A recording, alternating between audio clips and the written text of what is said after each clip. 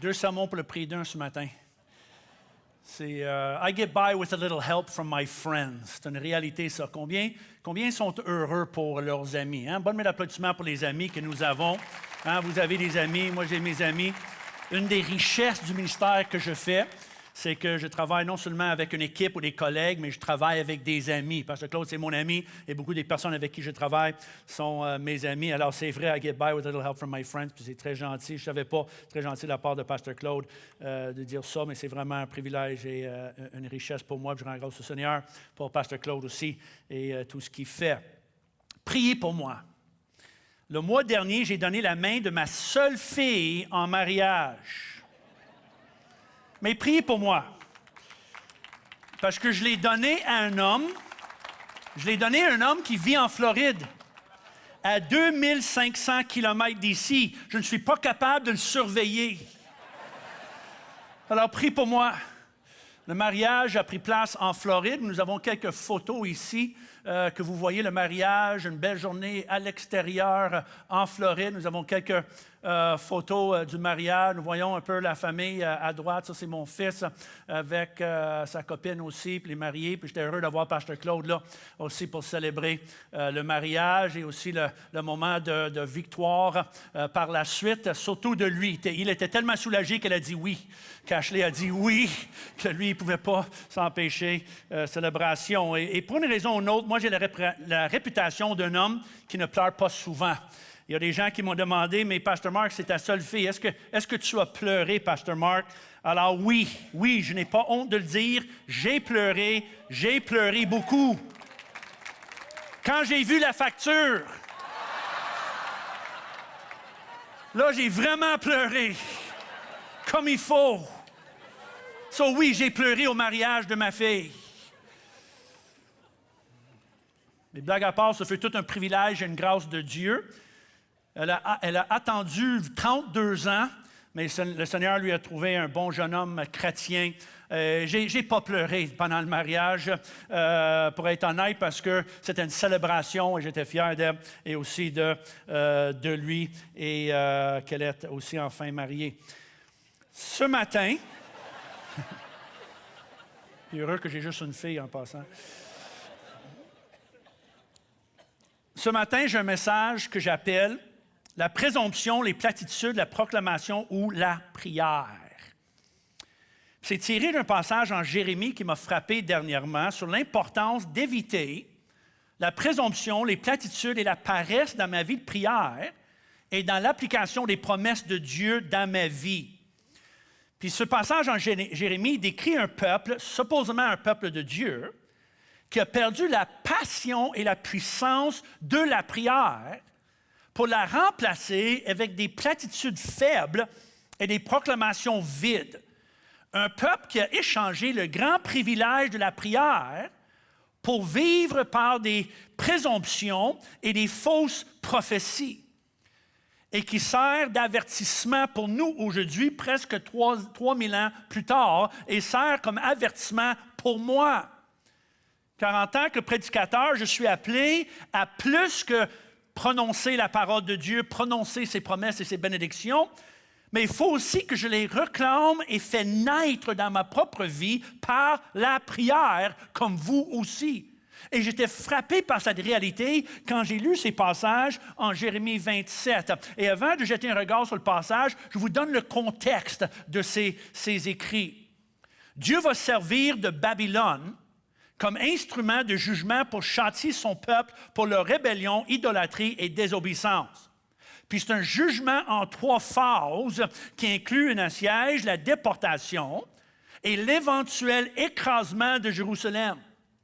Et en plus, Dieu demande son peuple de se soumettre à ce jugement pendant une période de 70 ans et d'aller faire leur vie en Babylone, de ne pas résister, mais que c'est le jugement de Dieu, c'est le plan de Dieu de se soumettre à ça et aller faire leur vie en Babylone. Car Dieu a ses raisons. Dieu a toujours un plan. Et inévitablement, si nous l'acceptons, et soumettons sur le plan de Dieu, ça va toujours nous conduire vers la guérison et la restauration, comme avec Israël. Dieu agit toujours pour notre bien, même quand c'est dur. Le Seigneur est sage, le Seigneur est bon, nous pouvons avoir confiance en lui, même si on ne comprend pas ce qu'on passe à travers, parce que ultimement, avec le Seigneur, toute chose concourt au bien. Comme si bien exprimé par le psalmiste, le psaume 66, « Car tu nous as éprouvés, ô Dieu, nous avons passé par le feu et par l'eau, mais tu nous as tirés pour nous donner l'abondance. » En anglais, rich fulfillment. Il dit, oui, c'était pas facile, on a passé par l'eau et feu, mais le plan de Dieu. Combien sont heureux pour les mais divins dans nos vies, hein? The but God.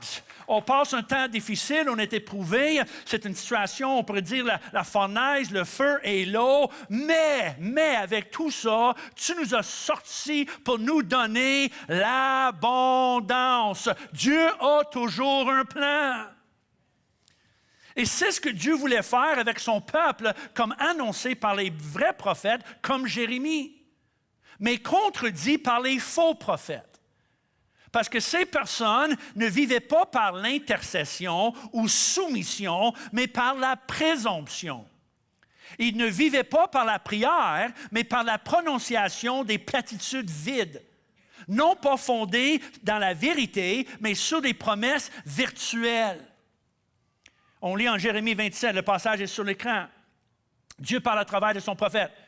Et vous, n'écoutez pas vos prophètes, vos devins, vos songeurs, vos astrologues, vos magiciens, qui vous disent, vous ne serez point asservis au roi de Babylone, car c'est le mensonge qui vous prophétise. C'est quelque chose de remarquable ici, tout de suite en partant. Dieu nomme les prophètes, les supposés prophètes de Dieu, avec les devins, astrologues et magiciens. C'est remarquable.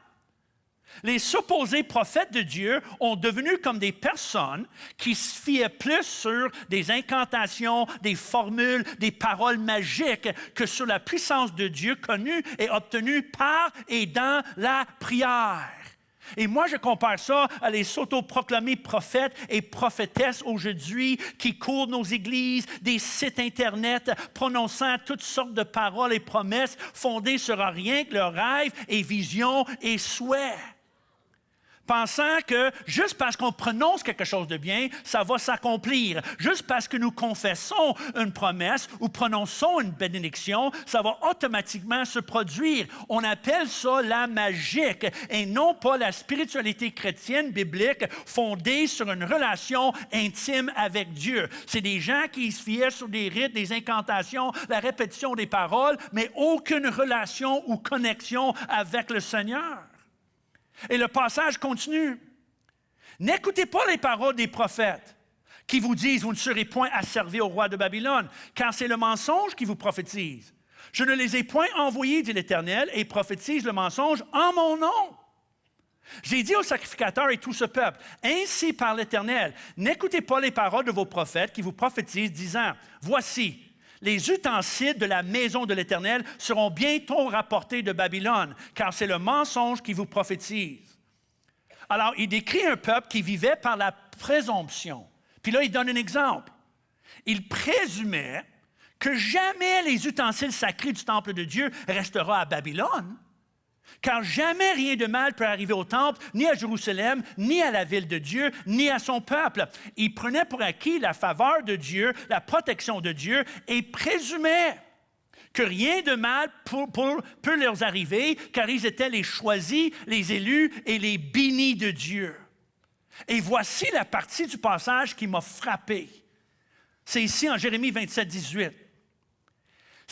Après que Dieu dit tout ça, après qu'il dit qu'il prophétise des mensonges et il prophétise que jamais rien de mal va nous arriver et que les ustensiles vont arriver bientôt et jamais qu'on va être sujetti à Babylone. Après avoir dit tout ça, il dit, mais quand même, s'ils sont des vrais prophètes et si la parole de l'Éternel est avec eux, qu'ils intercèdent auprès de l'Éternel des armées pour que les ustensiles qui restent dans la maison de l'Éternel, dans la maison du roi de Juda et dans Jérusalem ne s'aillent point à Babylone. Wow! Après tout ça, C'est comme si le Seigneur leur dit que tout ce qui était pour arriver à Jérusalem et le temple aurait pu être évité si le peuple avait juste prié et intercédé au lieu de présumer. C'est comme si le Seigneur dit, oui, toutes ces choses-là vont arriver, mais ce n'était pas nécessaire si le peuple, les vrais prophètes, si les prophètes avaient juste intercédé au lieu de juste proclamer, s'ils avaient pris la situation à cœur et cherché la face de Dieu en faveur de la ville, le peuple et le temple, dans la prière, le jeûne et la repentance, ils auraient pu changer leur destinée. Ce n'est pas le fatalisme, c'est la foi que ça prend. Est-ce que je peux entendre un amen à cela? Et j'étais frappé par ça. Ce n'était pas nécessaire. Ce n'était pas inévitable. S'il avait juste passé des platitudes et des prophéties et la présomption à la prière, Dieu dit, ils auraient dû prier ces personnes-là parce que la prière peut changer notre destinée. Mais les prophètes vivaient par la présomption et non par la prière. Ils ont échangé la supplication pour des suppositions. Ils se fiaient sur la confession et la vaine répétition des platitudes et clichés que par la prière. Nous sommes le peuple, nous sommes les choisis. Jamais rien de mal va nous arriver. Et ils prenaient pour acquis les bénédictions et la faveur de Dieu au lieu d'être à l'écoute de la parole de Dieu et les réclamer par la prière, parce qu'ils se pensaient intouchables. On est le peuple de Dieu. On est les choisis, les élites. Nous avons le temple, la parole, le nom, les ustensiles sacrés.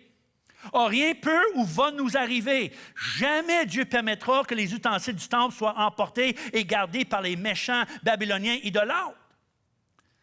Alors, ils n'arrêtaient pas de prononcer la faveur, la protection et la bénédiction de Dieu sur eux, mais non pas de prier pour, non pas d'intercéder pour. Ils ont échangé la prière pour la profession et la prononciation des promesses comme des occultistes. Ils ont échangé une connexion avec Dieu pour un genre de liturgie stérile et répétitive, déconnectée de la présence du Seigneur. Il faut comprendre quelque chose ce matin. Nous ne pouvons pas connaître la bénédiction de Dieu, la puissance de Dieu et l'accomplissement des promesses de Dieu et sa vision pour notre vie sans être connectés avec lui. La vie de Christ est produite en nous. Non pas par une simple croyance en lui ou une confession de lui, mais par une connexion avec lui. C'est en sa présence qu'on reçoit ces bénédictions. Est-ce que je peux entendre un amen à cela? Merci Seigneur. Bonne main d'applaudissement pour le privilège que nous avons de se connecter avec Dieu et c'est là qu'on trouve la réponse. La vitalité spirituelle est expérimentée quand nous sommes en relation avec Dieu, en communion avec lui et à l'écoute de sa voix. Tandis que eux, ils proclamaient et présumaient les promesses de Dieu au lieu de prendre possession d'elles par la prière, en relation avec Dieu, en sa présence, à l'écoute de sa voix, par sa parole. En plus, ils se fiaient sur les victoires et les bénédictions passées au lieu d'assurer la victoire actuelle dans la prière. Ils vivaient par des incantations et des récits religieux que par la prière et la parole. Par des rites sans aucune relation avec le Seigneur, cultivés dans l'intercession et l'écoute de la voix de Dieu. Ils confessaient et croyaient des choses sans jamais les réclamer, les appliquer par la prière. Alors, comparez ces prophètes-là, ces personnes-là, au prophète Daniel, Daniel chapitre 9. Voir la différence.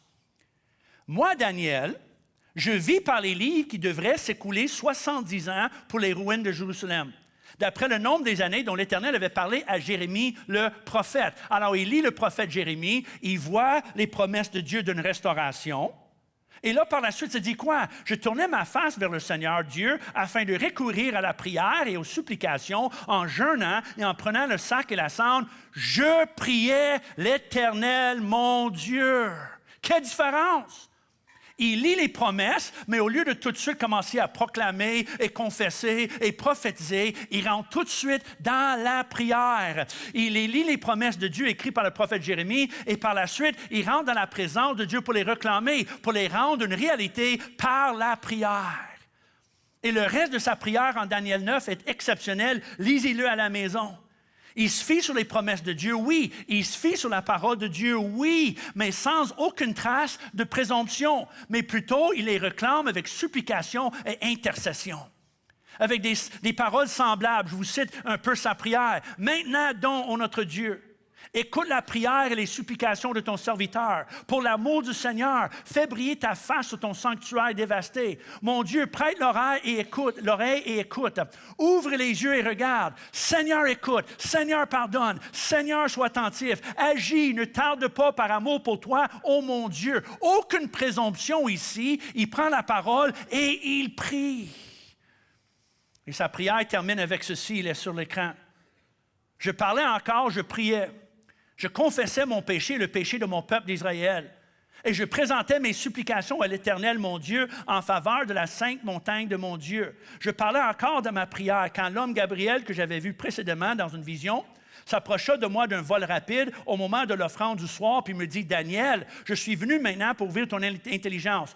Lorsque tu as commencé à prier, la parole est sortie. Je viens pour t'annoncer que tu es une bien-aimée. » Est-ce que vous voyez le lien? Dès que tu as prié, dès que tu es rentré dans la présence du Seigneur, c'est là que la parole est sortie. Un lien entre la parole et la prière. Les promesses et la présence de Dieu, tu as prié et tu as fait naître les promesses de la parole de Dieu. Mais ça ne se fait pas à part de la présence de Dieu et un peuple qui prie. Est-ce que je peux entendre un amen à cela? Quel exemple! Bonne main d'applaudissement pour des hommes comme Daniel, qui sont des exemples pour nous.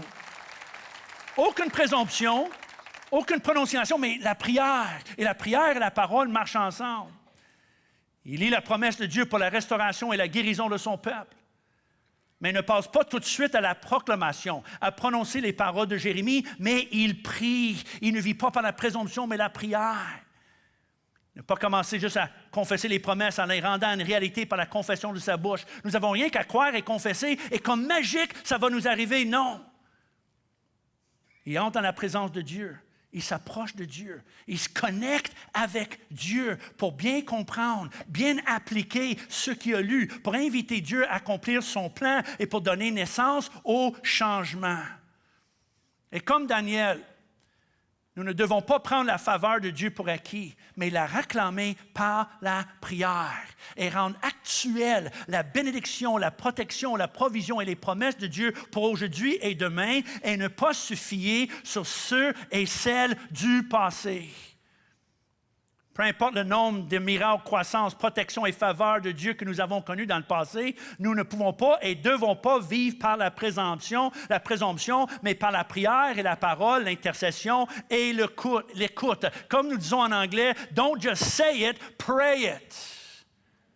Puis moi, je rends grâce au Seigneur pour l'Église Nouvelle Vie. Pasteur Claude, l'équipe de l'Église Nouvelle Vie, tous les pasteurs, vous savez que peu importe le nombre d'années de victoire et de provision et de bénédiction et de percées que nous avons connues à chaque année, chaque mois, chaque semaine, on ne prend rien pour acquis pour dire, mais c'était comme ça dans le passé, ça va être comme ça aujourd'hui, mais nous jeûnons, nous prions, nous cherchons la face de Dieu et on réclame la bénédiction du Seigneur pour aujourd'hui et demain. Je rends grâce au Seigneur qu'année après année après année, moi, ça me bénit que cette année, nous avons lancé la prière à 9 h le matin, 30 minutes de prière intense pour toute l'équipe pastorale, tout le personnel et le staff. Les mardis matins, on lance notre semaine dans la chapelle ensemble et on réclame la bénédiction du Seigneur pour cette semaine. On dit merci pour la semaine passée, mais là, on ne prend rien pour acquis, on présume rien, mais on va juste les réclamer, la bénédiction et les promesses, dans la prière. On présume rien, on les réclame dans la présence du Seigneur. Est-ce que je peux entendre un amen à cela? On ne prend rien pour acquis. Il faut éviter l'erreur fatale et tragique de ces prophètes ou même de Samson. En Juge chapitre 16, vous connaissez l'histoire. Alors elle dit, « Les Philistins sont sur toi, Samson. » Et elle se réveilla de son sommeil et dit, « Je m'en tirerai comme les autres fois. » Présomption. « Je me dégagerai. » Mais il ne savait pas que l'Éternel s'était retiré de lui. Il ne faut jamais présumer à rien, ni pour une Église, ni pour un ministère, ni pour un peuple, ni pour une personne, ni pour moi ou vous, nous ou un autre. En pensant qu'on a toujours été correct, on va être correct encore. Chaque année, il va être comme les années précédentes. Car la présomption, comme dans la vie de Samson, peut facilement nous conduire vers la négligence, le compromis, la paresse spirituelle et un éloignement subtil du Seigneur. Comme nous dit le petit proverbe ici, trouvé en 1 Roi 20, que celui qui revêt une armure ne se glorifie pas comme celui qui la dépose. Combien sont d'accord que ça, c'est bien dit, ça? Hein? La victoire est gagnée quand la victoire est gagnée. Et nous savons que la victoire est gagnée parce que Jésus est ressuscité et la victoire est gagnée parce que c'est décrit dans la parole de Dieu, mais on ne présume rien. On sait que la victoire est gagnée, mais c'est seulement par et avec la prière et la puissance de Dieu. Nous ne pouvons pas tout seuls. Nous avons besoin du Seigneur pour assurer la victoire. Est-ce que je peux entendre un amen à cela? La victoire est gagnée, mais c'est par et avec la prière. Il ne faut pas présumer à rien. Ni pour une Église, ni pour un pays non plus. Comme le Canada. Comme si on a toujours été libre, sécure, prospère et privilégié, et nous allons toujours être. Il ne faut pas prendre nos droits et privilèges pour un acquis, ni la faveur de Dieu, ni la liberté de parole, la liberté de religion, la liberté de se rassembler en tant qu'Église et de prêcher librement et ouvertement l'Évangile et la parole de Dieu. Merci Seigneur pour la liberté que nous avons, mais il ne faut pas prendre ces libertés pour acquis. Présumer que ça va toujours être comme ça. Comprenez quelque chose. Si le Canada continue sur le chemin de l'avortement, de la déviance, de la normalisation et la banalisation de la pornographie, de la perversion et la glorification des styles de vie catégoriquement proscrits par la parole de Dieu, de l'éloignement des principes et valeurs chrétiens et bibliques, s'il continue sur le chemin de la dépendance déplacée sur les drogues de toutes sortes, la vulgarité, le suicide assisté, la confusion des sexes et le mélange des genres, l'athéisme et l'élimination des droits de l'Église, pourquoi pouvons-nous prendre pour acquis ou présumer que nous allons continuer de bien aller? Est-ce que vous me suivez? Pourquoi? Basé sur quoi, ça? Basé sur quoi?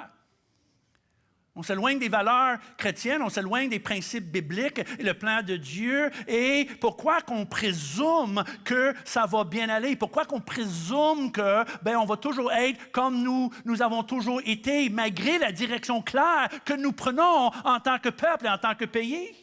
Pourquoi prendre pour acquis ça? Présumer. Tandis que la Bible nous enseigne que le pardon et la guérison d'un pays et d'un peuple est possible. C'est possible. Ce n'est pas inévitable, la fin. C'est possible de connaître le pardon et la guérison si conditionnel. 2 Chronique 7,14. Moi, je préfère vivre selon ce passage qui dit « Si mon peuple, sur qui est invoqué mon nom, c'est vous et moi, s'humilie, prie, cherche ma face, détourne de ses mauvaises voies, je l'exaucerai des cieux, je lui pardonnerai son péché et je guérirai son pays. » Ce n'est pas le fatalisme, c'est conditionnel sur la prière, l'intercession, la repentance. Est-ce que je peux entendre un amen à cela? Si, présume rien, si mon peuple. La guérison est possible, la restauration est possible, le pardon est possible.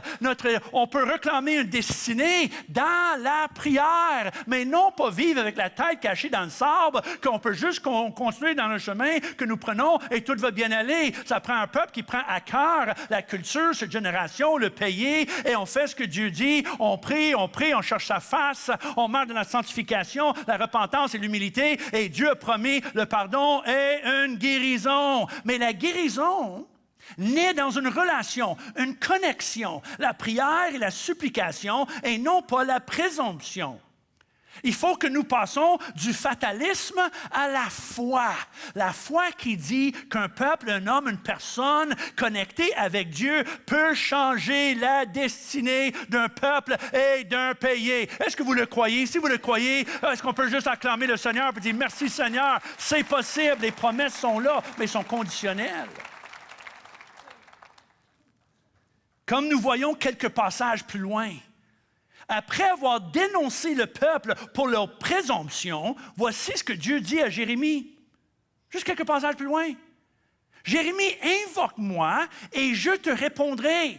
Je t'annoncerai de grandes choses, des choses cachées que tu ne connais pas. Wow! Quel privilège! En réponse à ces prières, Dieu lui révèle l'arrivée d'une restauration, un retour au pays, une reconstruction, un peuple avec un nouveau cœur et un nouvel esprit, comme qu'il veut faire avec nous. C'est l'invitation que le Seigneur nous lance. Il dit, invoque-moi et je vais t'annoncer des grandes choses cachées que tu ne connais pas encore. Dieu veut faire ça avec nous, avec vous. Le Seigneur veut vous révéler des grandes choses cachées que vous ne connaissez pas encore pour l'Église, pour cette ville, pour votre famille, pour votre avenir, pour votre ministère, pour votre travail. Et la seule chose que nous avons à faire, c'est de s'approcher du Seigneur et l'invoquer avec toute simplicité et humilité. Et le Seigneur dit, dans cette connexion, je vais vous révéler des belles et grandes choses que tu ne connais même pas encore, au-delà de ce que vous pouvez croire, penser ou imaginer. Combien sont d'accord que ça, c'est une bonne nouvelle? Merci Seigneur pour ce privilège. Wow! Quel privilège! Il dit, tu n'as rien vu encore, tu n'as rien vu encore. J'ai des choses que je veux révéler, mais c'est si vous m'invoquez, si vous vous approchez de moi, pas par la présomption. C'est ce que je vous invite à faire ce matin. Je vous invite à invoquer le Seigneur, rentrer dans la présence du Seigneur, vous reconnecter avec Jésus et Dieu dans la prière. Mais non pas par la culpabilité, comprenez, ni l'imposition, ni obligation. Ne pensez jamais que je veux vous inspirer ou encourager à connecter avec Dieu et faire naître des choses dans la prière par une culpabilité, une condamnation, une obligation. Non, pas du tout, mais parce que nous sommes frappés par l'énorme privilège que nous avons d'avoir accès à Dieu 24 heures par jour, 7 jours par semaine, par la prière. Le privilège de changer une destinée d'une vie, une famille, un ministère, un pays, un peuple dans la prière. C'est un privilège. Savez-vous, c'est quoi la pire raison pour prier? La raison pour laquelle il ne faut jamais prier. La culpabilité. Ne priez jamais parce que vous ressentez coupable, condamné, forcé ou obligé. C'est pas, il faut prier parce que sinon Dieu va être choqué. Si Dieu va être contrarié contre moi, il faut être certain que je fais mes prières. Comprenez quelque chose. Dieu n'a pas besoin de nos prières. Nous avons besoin de Dieu. Ce n'est pas Dieu qui est pénalisé quand on ne prie pas. C'est nous qui sommes pénalisés quand on ne prie pas. Dieu est correct sans nos prières, mais nous ne sommes pas corrects sans nos prières. Alors, c'est pas pour pas contrarier Dieu, non, c'est parce que c'est un privilège que le Seigneur nous offre de rentrer dans sa présence et commencer à appliquer et faire naître ses promesses. Alors, c'est pas par condamnation. C'est pas par la peur de Dieu, puis Dieu va être en colère, puis il va être choqué contre moi si je ne prie pas. Non! Non, Dieu est correct sans nous, mais nous, on n'est pas correct sans lui. C'est le privilège. Jamais une condamnation. Comprenez quelque chose, la prière n'est pas une forme de torture, quelque chose qu'il faut faire comme manger ses légumes.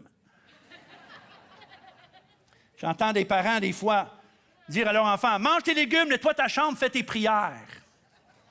C'est pas un devoir, ça. J'ai entendu un père dire une fois, reste tranquille, sinon tu vas lire un autre chapitre dans ta Bible.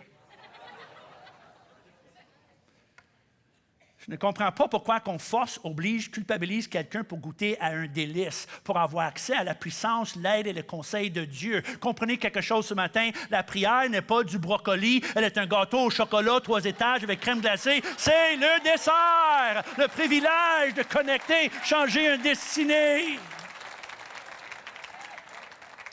Comme je dis souvent à ceux qui me demandent, « Pasteur Marc, est-il nécessaire de prier pour être chrétien? » Techniquement, non, mais pourquoi pas? Quelle sorte de question que c'est? Pourquoi pas? Ça, c'est comme un homme qui me demande, est-ce que c'est nécessaire d'embrasser mon épouse pour être marié? Techniquement, non, mais pourquoi pas? C'est un privilège. Quelle sorte de question que c'est, ça? C'est pas nécessaire, mais pourquoi pas? Quel privilège! La prière est un privilège, non pas un devoir. C'est le privilège d'un moment de connexion avec le divin.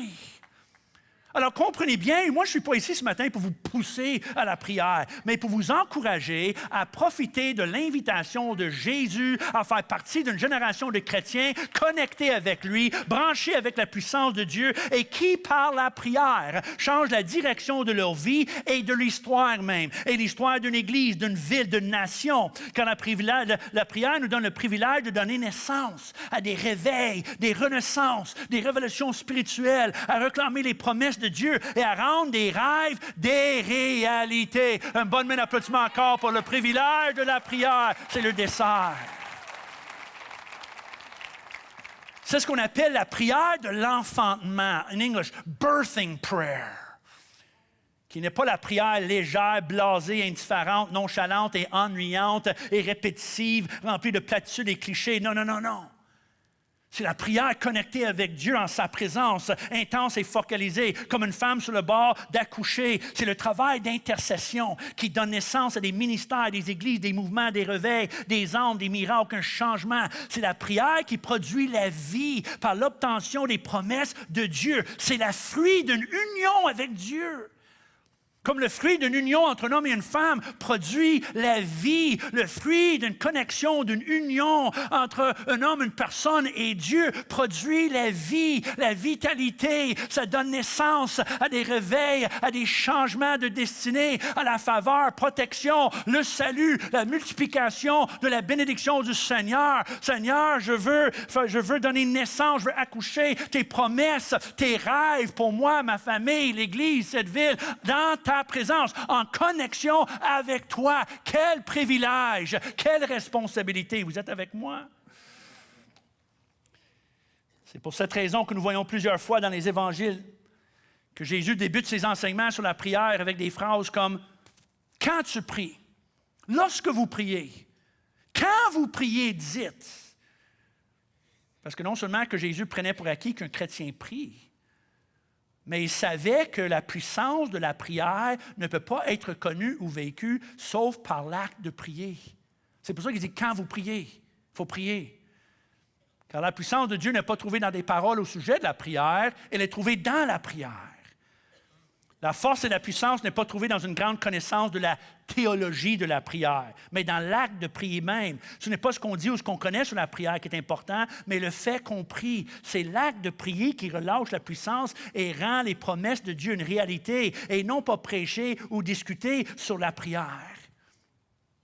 Mon père, le pasteur Samuel Lecomte, qui est ici ce matin, a toujours dit que la prière est le souffle du chrétien. It's his breath, c'est son respire, qui veut dire que c'est par la prière que nous vivons et demeurons vivants. Cesser de prier et cesser de vivre spirituellement, littéralement, car c'est la prière qui nous donne accès au pneuma, l'esprit, le souffle de Dieu, la vie de Dieu. C'est notre souffle, c'est là qu'on respire la présence de Dieu et la vitalité chrétienne et spirituelle par le Saint-Esprit en connexion avec un Seigneur ressuscité et vivant et qui est présent et qui entend et qui voit et qui parle et qui agit. Come on! Merci Seigneur pour ce privilège. J'invite les musiciens à s'avancer car seulement une chose compte par rapport à la prière. Une question à laquelle il faut répondre. Est-ce que je prie? C'est ça la grande question. Est-ce que je prie?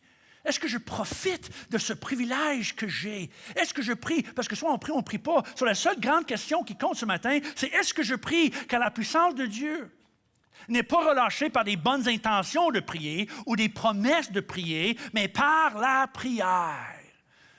Vous connaissez tous la citation de Thomas Edison. La vision sans l'exécution est l'hallucination. Ça, c'est bien dit, hein? La vision sans le travail, sans l'exécution, c'est l'hallucination. Puis la même chose s'applique à la prière. Sans le travail de la prière, les promesses de Dieu ne sont pas plus que hallucinations. C'est des rêves, c'est des choses qu'on imagine, c'est des choses souhaitées. On peut souhaiter toutes sortes de multiplications et bénédictions et percées et destinées et promesses de Dieu, mais c'est l'hallucination si on ne les réclame pas dans la prière, comme Daniel a fait. On veut prier les promesses et la parole de Dieu. Et encore une fois, si nous invoquons le Seigneur, il a promis de nous répondre et de nous révéler des grandes choses, des choses inconnues et cachées, sauf pour ceux qui l'invoquent. Et c'est pour ça qu'encore une fois, je dis, la prière est un privilège. Est-ce que vous êtes d'accord avec moi? Si vous êtes d'accord avec moi, est-ce qu'on peut se lever? Je vais vous inviter à vous mettre debout et donner une acclamation debout au Seigneur pour ce grand privilège que nous avons de changer les destinées, de réclamer la protection, la faveur, la bénédiction, la sagesse du Seigneur. Comment, quel privilège que nous avons. le privilège de participer dans l'œuvre de Dieu. Nous ne sommes pas des fatalistes. Nous sommes des hommes et des femmes de la foi qui dit rien est inévitable. Rien peut être pris pour acquis. On ne peut pas présumer rien, mais par la foi, nous croyons qu'on peut changer la fin. On peut changer l'histoire. On peut changer notre histoire. Dieu cherche un peuple qui vont participer avec lui dans la prière. Est-ce qu'on peut juste lever nos mains un instant partout dans cette salle? Tous ceux qui s'engagent à participer dans l'histoire avec Dieu, à participer dans l'accomplissement du plan de Dieu en sa présence. On se réengage, Seigneur, à redécouvrir le privilège et la puissance de la prière. On demande pardon d'avoir échangé la prière, la vraie prière en ta présence pour des clichés, des platitudes, pour fier sur des promesses ou des victoires du passé. Seigneur, ranime la flamme. Ranime, Seigneur, inspire-nous, attire-nous, Seigneur, dans ce lieu de prière, dans ce lieu où on peut réclamer tes promesses. Merci pour ce privilège. Merci pour ce lutte. Merci pour cette grâce que tu nous donnes. Seigneur, on s'engage à ça. Nous ne voulons pas être comme Samson. Nous ne voulons pas être comme ces prophètes qui ont dit, ben, jamais ça va arriver. On présume, toutes les années passées étaient. Non, non, on présume rien, mais on se fie sur tes promesses. Puis on sait, Seigneur, que tu as des choses, grandes choses, des choses cachées, des choses qu'on ne peut même pas imaginer, que tu désires révéler à tous et chacun de nous, pour nos vies, ministères, familles, à venir. Merci, Seigneur, pour ça. Alors, on est ouvert à tout ce que tu veux faire. On est ouvert, Seigneur. Révèle les choses cachées. Enseigne-nous à prier. Seigneur, viens, parle-nous, moi, le souffle de ton esprit pendant que nous chantons ce chant. Comme on chante encore ce chant, il reste encore du temps avant la fin de la réunion pour qu'on puisse juste mettre en pratique quelques instants. En chantant notre prière, j'aime tellement ce chant parce que ça dit « Tu as toute mon attention ». Est-ce que le Seigneur a toute votre attention ce matin? Hein? Fais-moi entendre ta voix. Je ne veux rien manquer.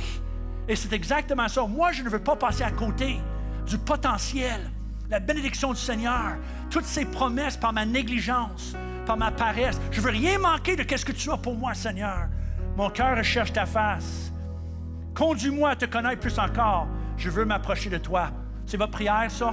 Comment levons nos mains, nos voix tous ensemble et chantez-le comme une grande chorale. C'est notre engagement devant le Seigneur. Personne ici dans cette salle veut manquer rien. On ne veut rien manquer de ce que tu as pour nous, Seigneur. Chantez-le.